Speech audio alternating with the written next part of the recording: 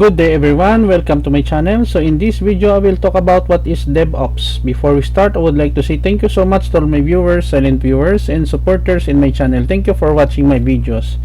If you are new with my channel and then you like this video, please hit the like button. Don't forget to share and please support my channel guys by clicking the subscribe button. So let's begin. You may click the notification bell so that you will be notified with my newly uploaded videos. What is DevOps? DevOps is a software development methodology that emphasizes collaboration, communication, and integration between development teams and IT operation teams.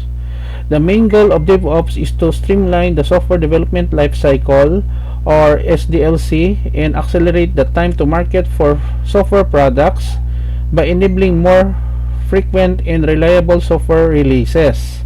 Some of the advantages of adopting a DevOps approach in software development include faster time to market. DevOps can help organizations reduce the time it takes to develop and deploy software, which in return can help them gain a competitive edge in the market.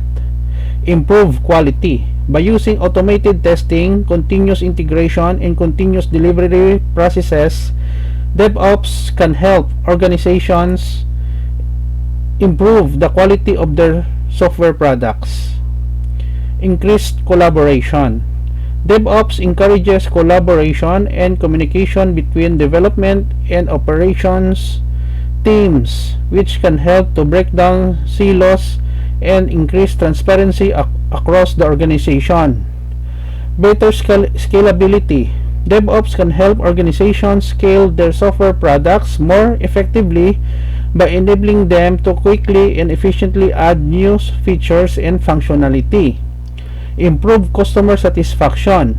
By delivering high-quality software products faster, DevOps can help organizations improve customer satisfaction and loyalty. Cost savings. DevOps can help organizations reduce their IT infrastructure costs by using cloud-based platforms and automation tools to streamline their development and deployment processes. Overall, adopting a DevOps approach can help organizations become more agile, responsive, and competitive in today's fast-paced software development landscape. Okay guys, so this is the end of my presentation and discussion about what is DevOps. I hope that you have learned something new in this video. Thank you so much for watching and your support to my channel. Don't forget to like, share, and please support my channel guys if you are new by clicking the subscribe button. See you in the next video tutorial guys. This is your friend Jake saying bye bye for now.